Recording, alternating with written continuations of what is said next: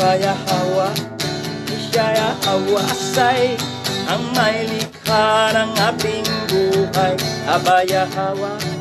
Bawa kwartawap sa aming mga viewers sa YouTube channel. Nandito naman tayo muli sa ating talakayan. Ngayon, simula na tayo. Pero bago magsimula pala, muntik ko nakalimutan, prayer muna tayo, Pastor Richard. Sige po, tayo po sama-samang manalangin. Aming Yahawa, sa iyo po ang karangalan at kapurihan sa hapong ito at ang iyong pangunguna, ang aming inasahan at ang iyong pagbibigay ng kaunawaan sa lahat po ng makikinig. Purihin ka sa oras nito sa pangalan ni Masaya Kiaushai. Yaman. Okay, basa. Ang unang aklat ni Adan at Eva, Kabanata 74, verse 5 to 8. At tiningnan ng alahayam ang kaniyang alilang si Eva. At iniligtas siya. At kaniyang ipinanganak ang kanyang panganay na lalaki. At kasama niya ang isang anak na babae. Pagkatapos, nagalak si Adan sa pagliligtas ni Eva. At gayon din sa mga anak na ipinanganak niya sa kanya. At si Adan ay naglingkod kay Eva sa yungin hanggang sa katapusan ng 8 araw. Nang pangalanan nila ang anak na Cain at ang anak na babae na Luluwa. Ang kahulugan ni Cain ay napupuot, sapagkat kinapuotan niya ang kaniyang kapatid na babae sa sinapupunan ng kanilang ina, bago sila lumabas dito.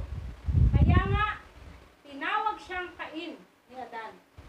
Ngunit ang ibig sabihin ng Luluwa ay maganda, dahil mas maganda siya kaysa sa kanyang ina. Okay. Dito po sa unang aklat ni Adan at Eva, hindi isinama sa 66 book na gi-approve, kinanonize ng Vatican Canon Law. Kasi dito kasi malaman na may kambal pala si Cain. Si Cain may kambal, si Luluwa. Pinangalanan siya Cain dahil ang ugali niya ay napupuot. Iba ugali, laging napupuot. Tapos, pinangalanan rin Luluwa kasi maganda siya. Mas maganda pa siya sa kanyang nanay, kasi iba. Ang tatay dyan, si Villar, fallen angel, Gwapo talaga, matangos ang ilo, mistisa. Si Cain naman, mistiso. So, talagang beautiful si Luluwa. Si Cain, handsome.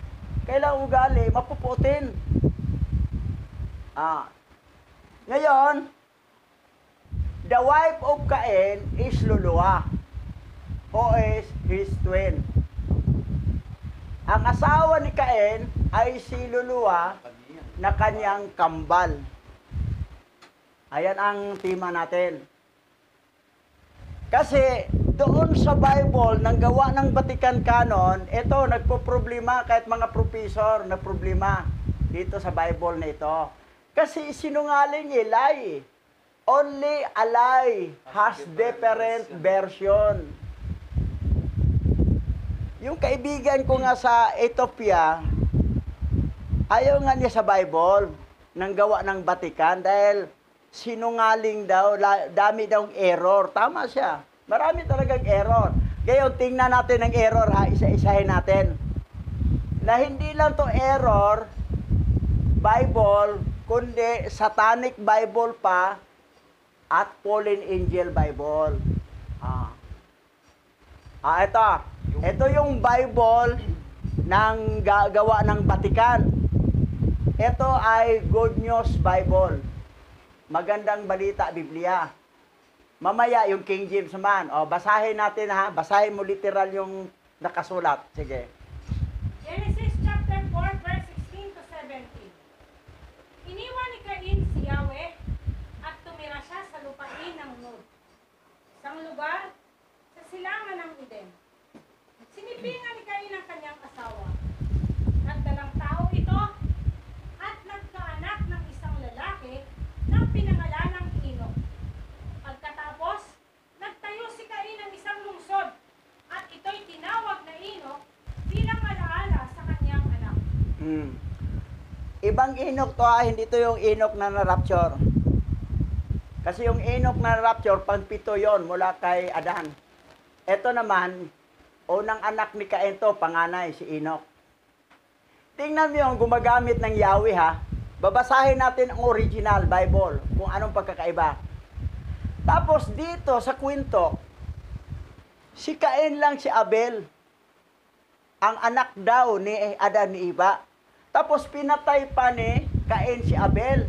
Tapos pagpunta ni Cain sa Nod, May asawa ka. nagkaroon ng asawa. Nagkaanak pa ng Enoch at saka naging lungsod sa English City. Sabihin na saan baga kumuha si Cain ng asawa niya? Ibig sabihin, mayroon pa palang tao maliban kay Adan ni Eva. Lumabas na dahil sinungaling nga itong Bible na ito eh. At saka ito, fallen angel yan. Anunnaki yan eh. Tingnan natin ha. From Anunnaki, who is Yahweh? From Anunnaki to the biblical Yahweh, tracing path of the only YHWS is Anunnaki, is fallen angel. Ngayon, kayo mga remnant Hebrew Israelite, ha? You are very ignorante. Lagi kong paulit-ulit, huwag kayong gagamit ng YHWH. Kasi nag-reflect yan kay Yahweh. Ang Yahawa, nanggaling yan sa Yahawaha. Ang alphabet ng Paleo-Hebrew may katabing vowels lagi, katabi. Pero ang modern, puro konsonan na lahat. That's why lumabas sa English ng YHWH na sa modern Hebrew, ayod hiwawhi, na nanggaling sa ginawang Yahweh. Pero kung basahin mo ang modern Hebrew, hindi naman Yahweh yan, Yewa. Bakit ginawa ng Yahweh? Kasi pangalan nga ng fallen angel na Anunnaki. Na si Enke. Ito, si Enke. Tingnan natin ang meaning ng Anunnaki. Basa. The meaning of Anunnaki is those who came from heaven down to earth. The fallen angel galing sa langit down to earth, binagsak. Ngayon, nag-YHWH pa rin kayo. Dahil akala nyo kay Yahweh yan, no? Kay Yahweh po yan. Yung YHWH nyo, papuri yan kay Yahweh, na fallen angel na Anunnaki nga si Enki. Gets nyo?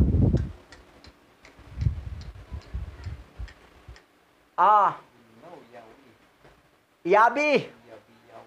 Yahweh. Jehovah. Sino yan? Satanas.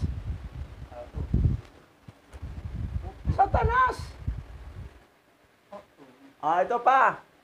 Dito, King James Version to. Basahin ng English, basahin din Tagalog. Sige, basa. Genesis chapter 4 verse 16 to 17. And Cain went out from the presence of the Lord and dwelt in the land of Nod on the east of Eden. At umalis si Cain sa harapan ng Panginoon at tumahan sa lupain ng Nod sa salamanan ng Eden. And Cain knew his wife, and she conceived and bare Enoch. And he built a city, and called the name of the city after the name of his son, Enoch. At nakilala ni Cain ang kanyang asawa, at siya'y naglihi, at ipinanganak si Enoch. At siya'y nagtayo ng isang bayan, at tinawag ang bayan na iyon sa pangalan ng kaniyang anak. The city of Enoch. The city of Enoch. Ang name ng city ay Enoch. O bayan. Ngayon, tingnan mo ginagamit sa English ha. Lord. Tingnan natin sa original kung ano ba talagang nakasulat sa original Bible. O Lord gamit ha. Sa Tagalog, Panginoon. Alamin natin kung sino to si Panginoon at sino to si Lord. Dahil ang mga Christian na mga walang kaalam-alam, tuwang-tuwa pang umawit, O Panginoon, pinopore kita. Aba, pinupuri mo Satanas? Yung Panginoon, si Satanas yan. Si Baal. Ngayon, dito tayo sa origin ha. Pero bago, dito muna tayo ha. Etong Lord, sino yung Lord na yan? Satan. Si Satanas, yung Lord, Baal. Ito, tama, Yahweh talaga, oh. Yahweh ha. O, Yahweh. Yahweh ha. O, Yahweh ha. O, Yahweh. Silent ang last vowel sound. Pero itong Lord, the Lord, yung da kasi ha. Yung Lord, Satan. The Lord, Satan. Lord, Baal. O, basahin natin ang Jeremiah. Basa. Tagalog na lang. Jeremiah chapter 23, verse 27. Akala nila'y malilimot ako ng aking bayan dahil sa mga pangitaing sinasabi nila.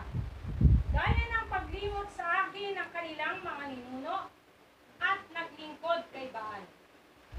If Baal means Lord, then we should not use the word Lord. Yan ang sinabi ko doon kay Pastora Angel. Na yung Lord mo, si Baal yan, si Satanas yan. Ayaw maniwala eh. Bahala ka, ayaw maniwala. Ito, na-research ko na ito eh.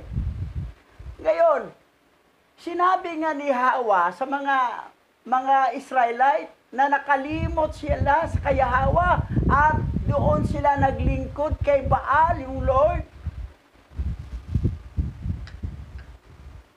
Yan ang problema rin ng mga Hebrew Israelite noon, na ating mga ninono, na ito nga mga remnant Hebrew Israelite ngayon dito sa Pilipinas, ganun pa rin mga matitigas ang ulo.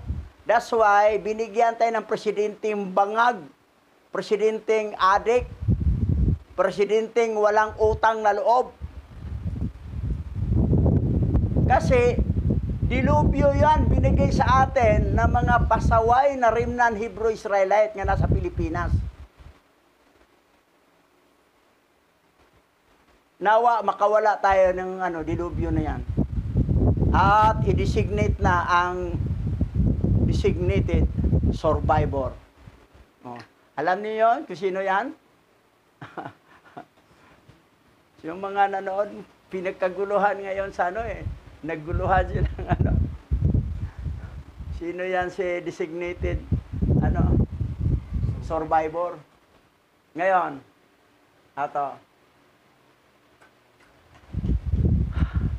sa Tagalog tayo, Lord. Si Lupercus ay tinawag ng mga Griego sa pangalang Pan. Si Lupercus Pan. Si Baal is Lord or Pan. Panginoon. Pan. Tinawag Pan. Sino yun? Panginoon. Panginoon. Hindi yung pan na tinapay sa Cebuano. Madalas na nabanggit sa Biblia ay isa lamang sa mga pangalan para kay Nimrod, ang dakilang mga ngaso. Sa Genesis 10 verse 9. Satanas, ang Baal. Sino si Baal? Satanas. O sa English ay Lord ng mga paganong Babylonia.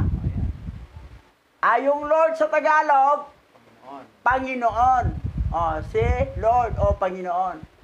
Ngayon, Panginoon ka, Lord. Si Satanas po ang pinupuri nyo. Yung awit, O Panginoon, pinupuri. Kita tuwang-tuwa Satanas, pinupuri pala ako.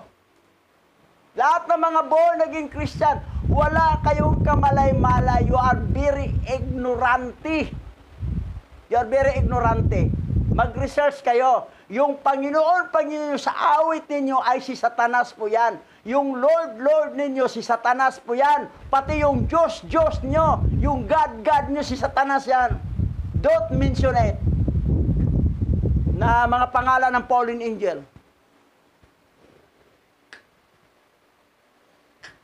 Ito ang original. Original Bible ha, Genesis chapter 4 verse 16. Basahin mo na sa English. Basa. Genesis chapter 4 verse 16. In left Yahweh and settled in the land of Nod, a place east of Eden, and took Luluwa with him as his wife. Yan ang nakasulat sa original Bible, may pangalang Luluwa. Tinanggal ito ng Vatican Canon. Para mag-single na lang.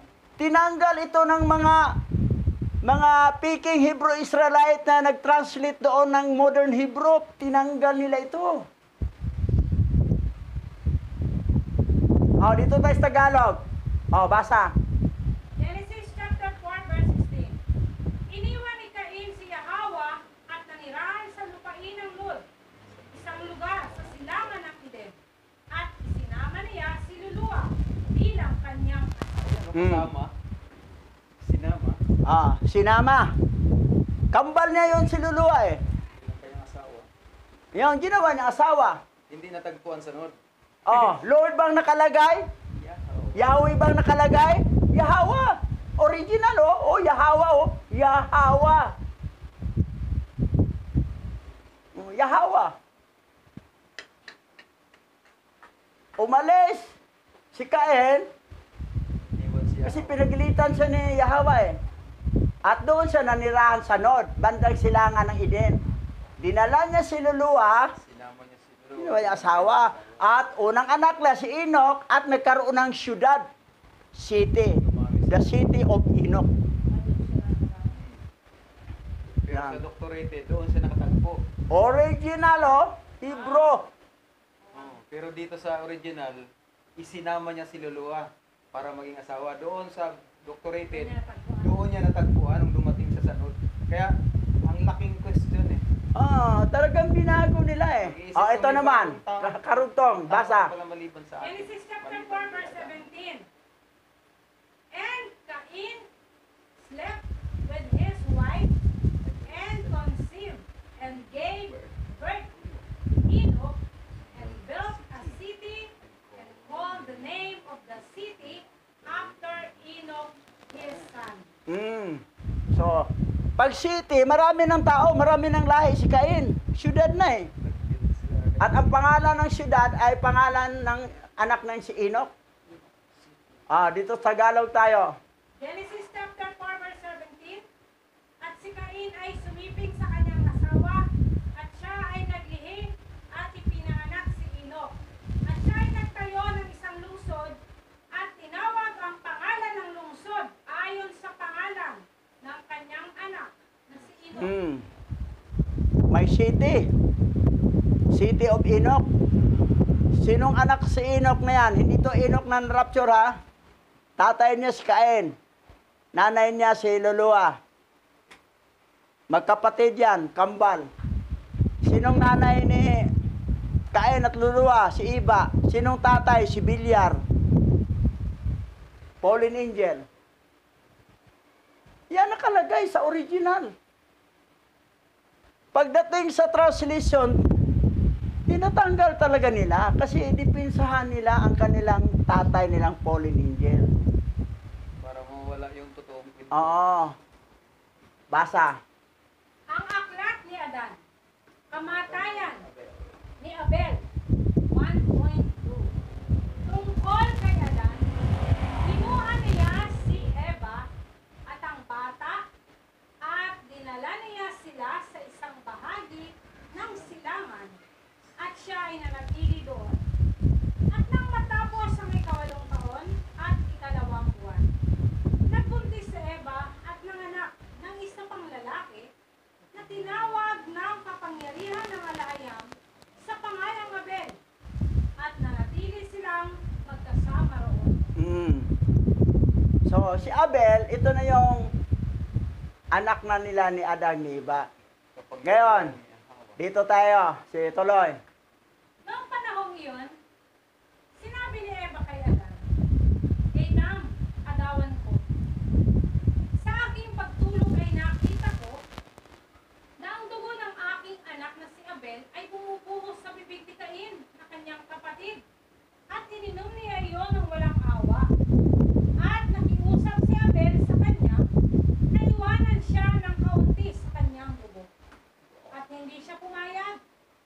ininom niya ito ng buo at hindi ito nanatili sa kanyang tiyan.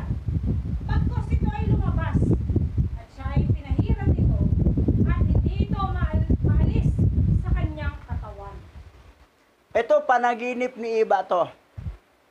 Na si Abel, ang dugo niya ay ininom ni Cain. Sabi naman Abel, na iwanan mo kung kunting dugo. Eh hindi, ininom mo talaga lahat. Walang natirang dugo ni Abel. Ininom lahat ni Cain. Kaya lang, hindi naman natili sa tiyan, lumabas. Panaginip lang yan. Ang ipahiwatik sa panaginip na yan, napapatayin ni Cain si Abel. Tuloy natin, ha? Basa.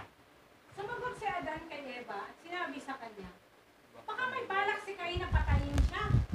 Paghiwalayin natin sila sa isa't isa. At tayo ay makasama nila upang hindi tayo maglaan ng puwang sagana. At sila ay kumilos gaya ng sinabi ni Adan. At sinabi niya sa kanila, aking mga anak, halika, at tayo ay maghiwa-hiwalay. Bawat isa sa kanyang sarili-sariling lugar. Tama ang ngalan ni Adan. Baka patayin ni Cain si Abel. Yung sa pahiwatik ng panaginip mo. Tama. Tuloy tayo, ha? Wala, hindi to sinama sa 66 book. Book of Adam to, ha? Tuloy. Pagkatapos ay sinabi ng alahayam, anghel na si Gabriel, sabihin mo kay Adan, huwag mong ihayag kay Cain ang lihim na plano na iyong nalalaman. Sapagkat siya ay anak ng galit, dahil ang kanyang kapatid ay papatayin niya. Gayunpaman, huwag kang malungkot, Adan, sapagkat ibabangon ko si Seth para sa kanya, sa halip na si Abel. At siya ay magiging katulad ng aking imahe at sayo. Kaya ituturo ang lahat ng bagay na mayroon akong alaala. Ngunit huwag mong ipahahayag ito sa sino man, maliban kay Adan. Si Yahawa, alahayam, inutusan niya si Archangel Gabriel. Nasabihin mo kay Adan na huwag ipaalam kay Cain ang planong ito. Dahil alam nila, ito si Cain, papatayin niya si Abel. So, yan. Dahil ito si Cain kasi, siya ay anak ng galit. Sino ba yung may galit? Yung mga fallen angel, galit na galit silang binagsak sila sa lupa. Lalo na si Bilyar, sabi niya, hindi ko paniniwalaan, ako naglakad na sa lupa, na mas marami akong pakpak kaysa mga serapim. Anak ng galit, anak ni Bilyar, kasi galit na galit si Bilyar. Lahat ng fallen angel, galit na galit talaga sila. Binagsak sila eh. At nakumpronta talaga ni Adan si Bilyar. At yung giribyok ni Adan na, Yahawa, alisin mo itong kaaway nito. Biglang naglaho si Bilyar. Si Bilyar pala yung satanas na kausap niya. Yun yung tatay ni Cain na ama ng puot, ng galit. Dahil anak siya ng galit, galit din siya, puot din siya. Yung Cain, puot. Napuot siya sa kanyang kambal na si Luluwa, nasa tiyan. Pero paglabas, yun na rin naging asawa niya. Tuloy natin kwento. Basa. Ang unang aklat ni Adan at Eva, Kabanata 75, verse 10 to 12. Gayon din sina Adan at Eva, hanggang sa matapos ang mga bata sa pagsuso. Pagkatapos, nang sila ay mahiwalay sa suso, si Adan ay naghandog para sa kaluluwa ng mga sanggol. Maliban sa 3 beses na naghandog siya para sa kanila, bawat linggo. So, ito nang ginawa ni Adan, naghandog. Tuloy. Basa. Nang matapos ang mga araw ng pagpapasuso sa mga bata, ay muling naglihis si Eva. At nang matapos ang kanyang mga araw, ay nagsilang siya ng isa pang lalaki at babae. At pinangalanan nila ang anak na Abel, at ang anak na babae ay Aklea. Nang magkagayoy, sa katapusan ng 40 araw, ay naghandog si Adan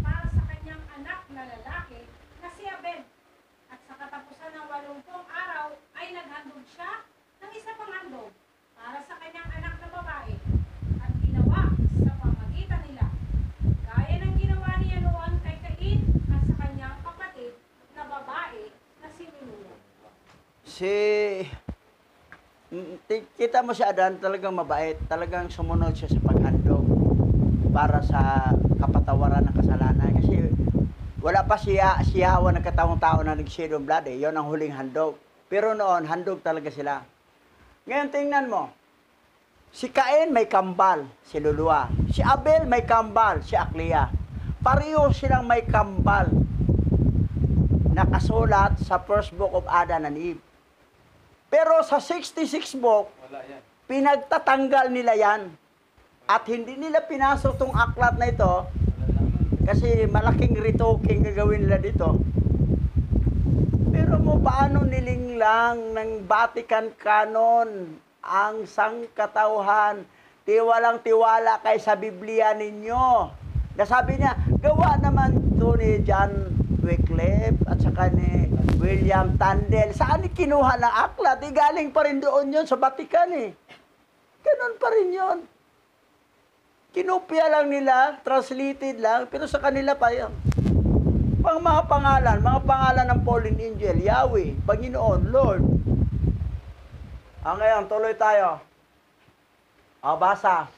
Ang unang aklat ni Adan at Eva, Kabanata 76, verse 10 to 12. Ngunit tungkol sa matigas na pusong si Cain, si Satanas ay lumapit sa kanya sa gabi at ipinakita ang kanyang sarili at sinabi sa kanya, dahil mahal ni Adan at Eva ang iyong kapatid na si Abel, nang higit pa kaysa sa pagmamahal nila sa iyo, at nais nilang ipakasal sa iyong magandang kapatid na babae kay Abel, dahil minamahal nila siya. Ang galing talaga mo intriga tong tatay ni Cain eh. Si Bilyar to eh. Satanas. Sabi na, tingnan mo yung kambal mo, ipakasal nila kay Abel. Yung kambal mong maganda. Mistisa eh. Kasi anak ng fallen angel eh. Mga gwapo at magaganda talaga yun eh. Tapos, kasi mahal nila si Abel. Ayan. Ayan ang, para magkakaroon ng galit si Cain kay Abel eh. Ituloy natin kwento. Sa talata. Ngayon, ipinapayo ko sa iyo, kapag ginawa nila iyon, ay patayin mo ang iyong kapatid na lalaki.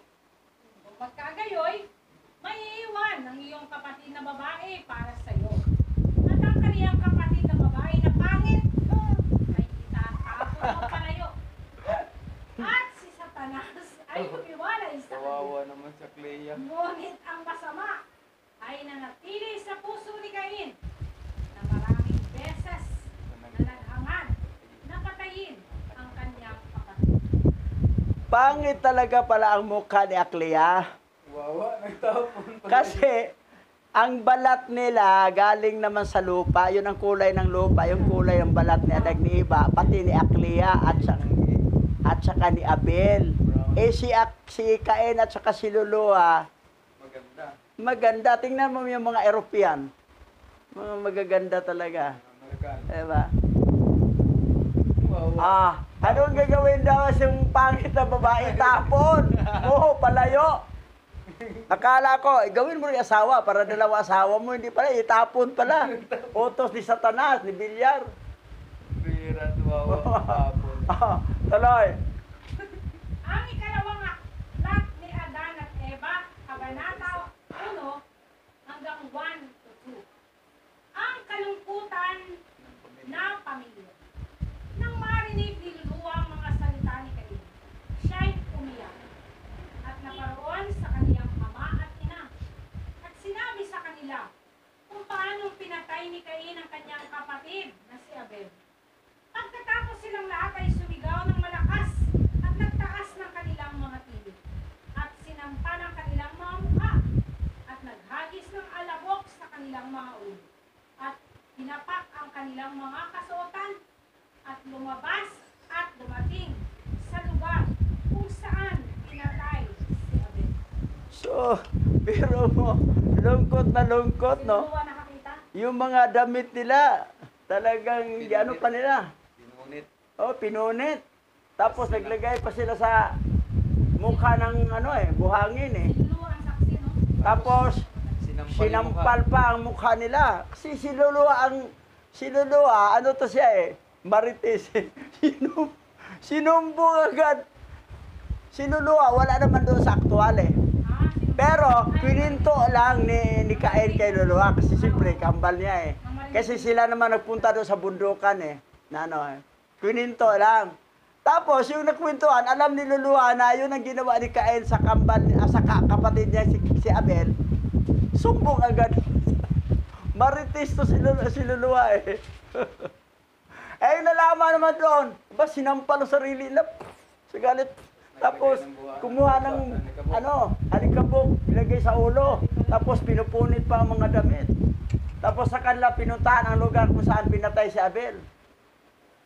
Ganun ang kalungkutan nila eh. Tuloy. Ang ikalawang aklat ni Adan at Eva, Kabanata 11, verse 1 to 7. Si Seth ang naging pinuno ng pinakamasaya at makatarungang tribo ng mga taong nabuhay.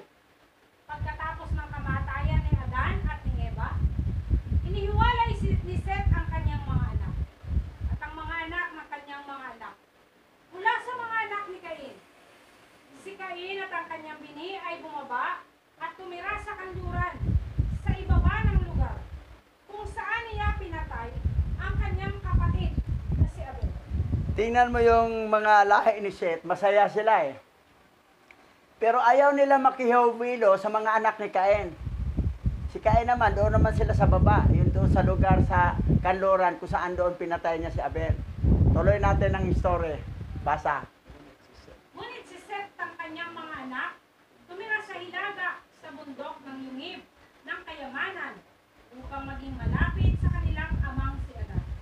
At si Seth na elder, matangkad at mabuti na may mabuting kaluluwa at may malakas na pag-iisip, ay tumayo sa pinuno ng kanyang mga tao at inalagaan sila sa kawalang kasalanan, pagsisisi at kaabuan, at hindi pinahintulutan ng isa sa kanila na bumaba sa mga anak ni Cain. Ang ugali ni Seth na elder, matangkad at mabuti. Mabuti. At may mabuting kaluluwa. Matino talaga. At may malakas na pag-iisip. Matalino. Hindi mababa ang IQ. Ay tumayo sa pinuno ng kanyang mga tao. At iningatan sila ng kawalang kasalanan, pagsisisi at kamuan. So, nagtuturo talaga si Seth ng katinuan. At sila masaya. Ngayon, tingnan naman natin ang ugali sa mga lahi ni Cain. Tingnan. Tuloy pa to pala. May kwento, karugtong pa. Sige. Ngunit dahil sa kanilang sariling kadalisayan, sila ay tinawag ng mga anak ng alahayam. At sila ay kasama ng alahayam at hindi sa mga hukbo ng mga anghel na nahulog. Sapagkat sila ay nagpatuloy sa pagpupuri sa alahayam at sa pag-awit ng mga salmo sa kanya, sa kanilang tahanan, sa yungib ng kayamanan. Pagkatapos ay tumayo si Seth sa harapan ng katawan ng kanyang ama na si Adan at ng kanyang ina na si Eva at nanalangin gabi at araw at humingi ng awa sa kanyang sarili at sa kanyang mga anak. At na kapag siya ay nagkaroon ng ilang mahirap na pakikitungo sa isang bata, siya ay magbibigay sa kanila ng payo. Tingnan mo ugali ni Seth, prayerful. Prayerful siya. Tapos, tingnan mo, mga anak, ang tawag sa kanila, mga anak ng alahaya mo. Oh? Ngunit dahil sa kanilang sariling kadalisayan, sila ay tinawag na mga anak ng alahayam. Kasi binhi ni alahayam yun eh. Binhi ni Hawa eh, di ba? Aking binhi, yung seed of the woman. At sila ay kasama ng alahayam. Oh, kasama nila. At hindi sa mga hukbo ng mga anghel na nahulog. O, iba sila. May mga anghel nga nahulog sapagkat sila ay nagpapatuloy sa pagpupuri sa alahayam at pag-awit. Hindi sila doon sa mga kasama sa mga anghel nga nahulog. Ayon na doon. Gayon, tuloy. Ngunit hindi nagustuhan ni Seth at ng kanyang mga anak ang gawain sa lupa. Ngunit ibinigay ang kanilang sarili sa mga bagay na makalangit. Sapagkat wala silang ibang iniisip, kundi ang mga papuri at mga salmo sa alahayam. Kaya nga sila ay nakarinig sa lahat ng oras ng mga tinig ng mga anghel, na pinupuri at niluluwalhati ang alahayam mula sa loob ng halamanan. Unang sila ay isinugo ng alahayam sa isang bilin o kapag sila ay umaakyat sa langit. Pansinin mo ha, anong karakteristik na mayroon sila? Ngunit hindi nagustuhan ni Seth at ng kanyang mga anak ang gawain sa lupa. O, yung makalupang gawain. Ngunit ibinigay ang kanilang sarili sa mga bagay na makalangit. Sapagkat wala silang ibang iniisip, kundi ang mga papuri at mga salmo sa alahayam. Tingnan mo yung utak, pagsimba, pagpuri. Pero ang iba, hindi na. Kilala ko ng pangalan niya eh. Hindi na eh. Hanap lang tayo ng pera. Makamundong bagay. Pwede naman dito sa bahay magsimba. Wala, hindi ka lahi ni Seth, lahi ka ni Cain. May dugo kang fallen angel pag ganon.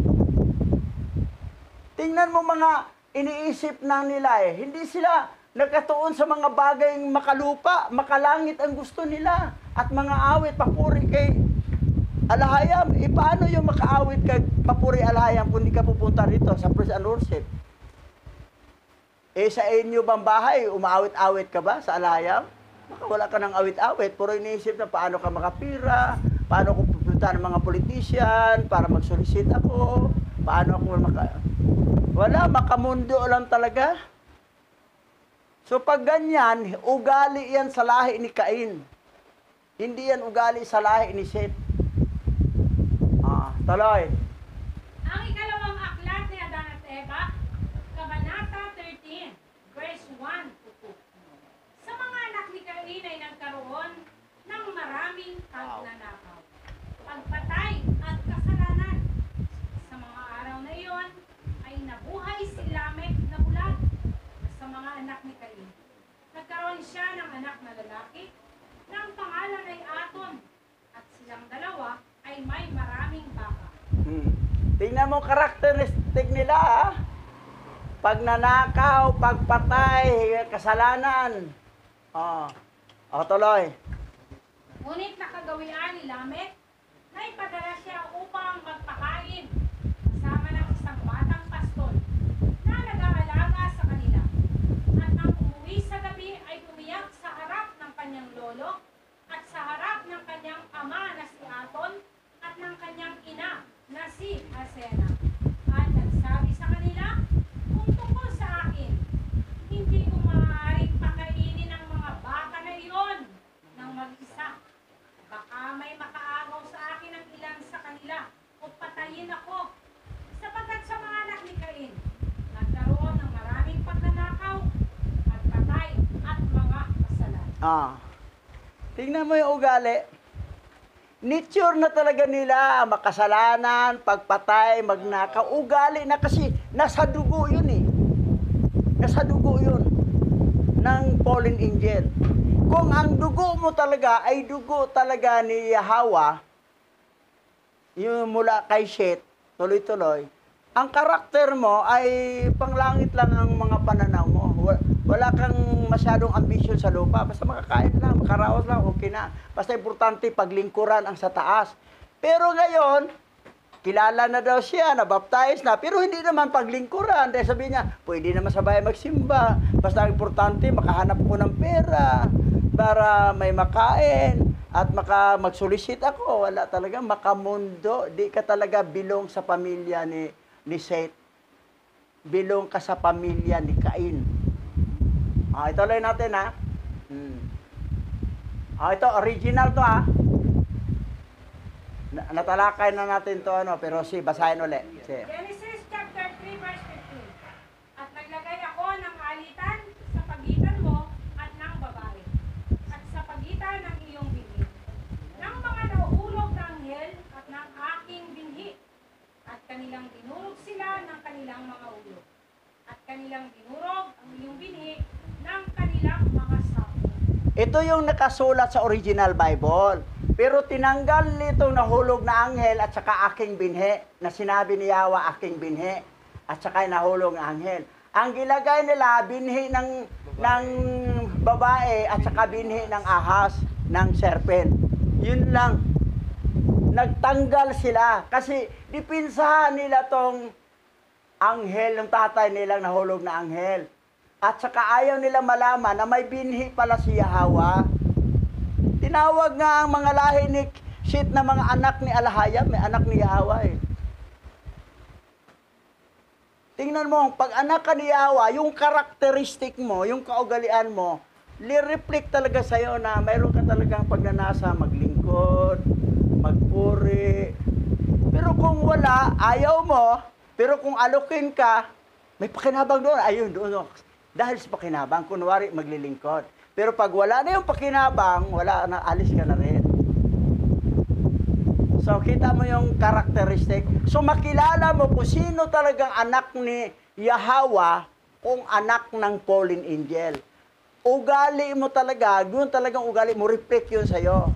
Huwag kang umaasa na sa langit ka mapunta, pero yung karakter pinakita mo ay karakter ng fallen angel. Bagsak mo, imperno. Kasi, saan tatay mo taga-imperno eh? Tuloy natin. Basa. John chapter 10 verse 27 to 28. Nakikinig sa akin ang aking mga tupa. Nakikilala ko sila at sumusunod sila sa akin. Binibigyan ko sila ng buhay na walang hanggan. Kailanmay hindi sila mapapahamak at hindi sila maaagaw sa akin ni naman. Itong 28, minsan kasi dito na, ay hindi pala mawala ang kaligtasan ito.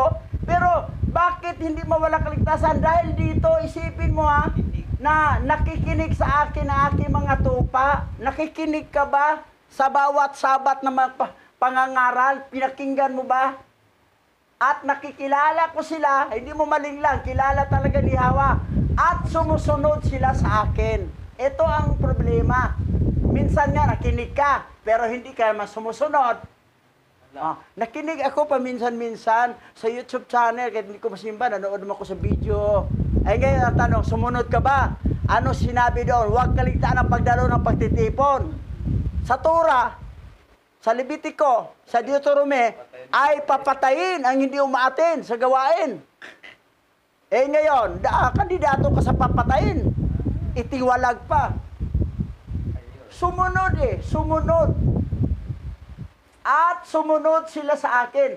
Itong taong masunurin at nakikinig, sila yung bibigyan ng buhay ng walang hanggan at kailan may hindi mapahamak at hindi maagaw ang kaligtasan. Sila yon. Ang tanong, hindi ka naman sumunod. Ikaw ba to? Hindi to ikaw. Isa ka ba dyan? Kasi ilinaw dito kung sino to maka-abel nito itong eternity, itong eternal security. Na once you are saved, is still saved forever.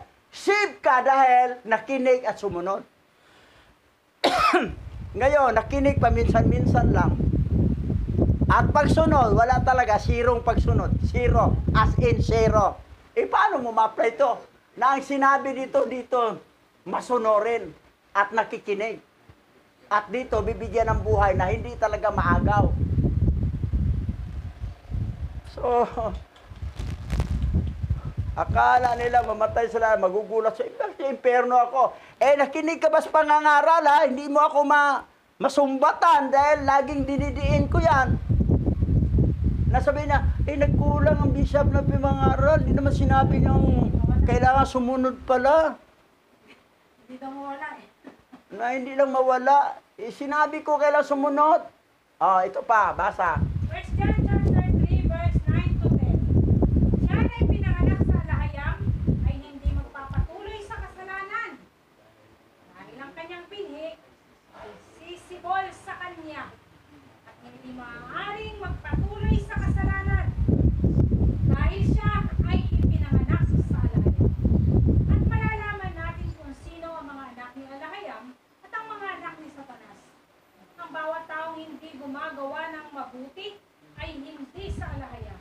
At gayon din ang bawat isa na hindi nagmamahal sa kanyang kapatid.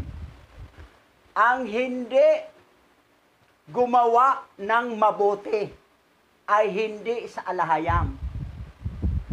Ang anak ni alahayam, nagkasala naman. Wala naman perfect, pero hindi magpatuloy sa pagkakasala. Hindi magpapatuloy sa kasalanan. Ngayon ang problema, yung kasalanan mo paulit-ulit.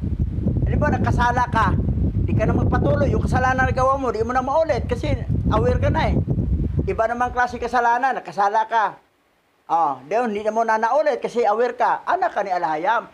Pero kung alam mo mali yan, tuloy-tuloy pa rin. Gumawa ka pa ng another kasalanan, tuloy-tuloy pa rin, ay hindi ka anak ni alahayam. Anak ka ni Satanas. Repeated ang kasalanan mo eh. Once lang magkakamali, hindi na ulitin, imiiwas na yan siya, di alam niya, mali ito ginawa ko. Pero nagawa na niya, pero iwas na siya. Tapos another naman klaseng kasalanan, di naman maulit, iwas naman siya. Pero ang anak ni Satanas, tuloy-tuloy yan, hindi yan magbabago. Nasarapan niya sa kasalanan, ay hindi ka anak ni alahayam, anak ka ni Satanas. Ang dugo mo ay fallen angel. Malinaw po yan ha. Sabi niya, kasala ako, hindi ko nakasimba. Ngayon, kung tuloy-tuloy ka rin hindi nagsimba, ibang usapan na yan. Tuloy-tuloy na kasalanan. Wala talaga kang puso. That's why nilinaw sa Book of Enoch, ginawa niya yan sa Miabayawa para malaman niya kung sino talagang totoo nagmamahal sa kanya at sino yung hindi nagmamahal sa kanya. At tinitimbang pa ang bawat gawa natin kung mabigat ba o magaan. Dito na tayo nagtapos. Huling panalita, Pastor. Ayan, mga kababayan po, malinaw po ang ating pinag-aralan sa hapong ito. Tungkol po sa kasaysayan ni Adan at ni Eva at ng kanyang 4 po na anak.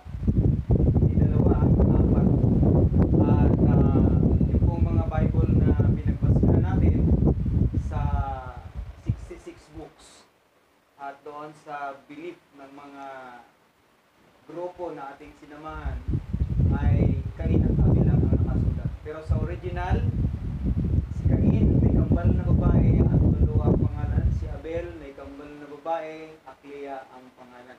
So yan po mga truth na yan ang inalis at tinanggal po sa Bible nung dinoktor ang Bible na Hebrew. So, wala po talagang maaasahan na ganitong uri ng katotohanan doon sa mga dinoktor na Bible.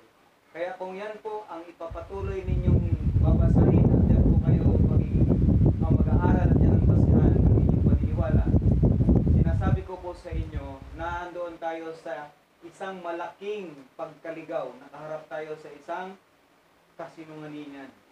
Babalik po tayo sa original Value Hebrew Bible at dito po natin matutuklasan at matatagpuan ang katotohanan na matagal na itinago sa atin. Nawa ay maging kagayahan ninyo kami na makatuklas din ng katotohanan.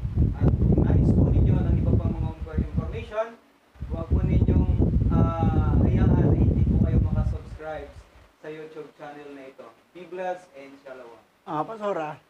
So, binigyang linaw po ayon sa ating topic ngayon kung sino ang naging asawa ni Cain.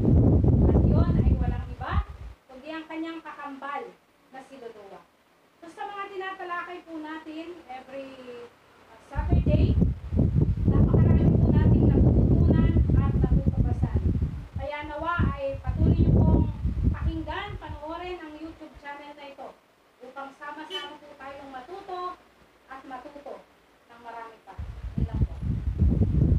So, tayo dadako sa closing prayer. Okay? Sa muli po tayo po sama-samang manalangin. O aming Yahawa, ang papuri at parangal ay para lamang sa inyo bilang aming may likha. Kayo po ang patuloy na naghahayag ng iyong katotohanan at tulungan mo ang lahat ng mga lahi ni Adan na maintindihan ng mga aral na ito. Masumpungan nila ang inyong mga aral. At sa patnubay ng banal na Roca-Cadas ay sama-samang mabuksan ang aming kaunawaan at patuloy na makilala muli ang iyong kadakilaan. Sa iyo lamang ang papuri at pagsamba sa tanging pangalan ni Mashiach Yahushua na aming tagapagligtas. Yaman. Mga minahal naming subscriber, ay mag-comment po kayo sa topic nito at sasagutin namin ang mga comment ninyo. Huwag niyong kaligtaan mag-subscribe para maraming makapanood sa ating video. Dahil ang ating mga tinuturo ay mabasa talaga litra por litra. Hindi tayo nagkwentong kutsero lang. Mayroon tayong mga concrete evidence na binabasa natin. So, salamat sa inyo. Be blessed. Shalom. Shalom.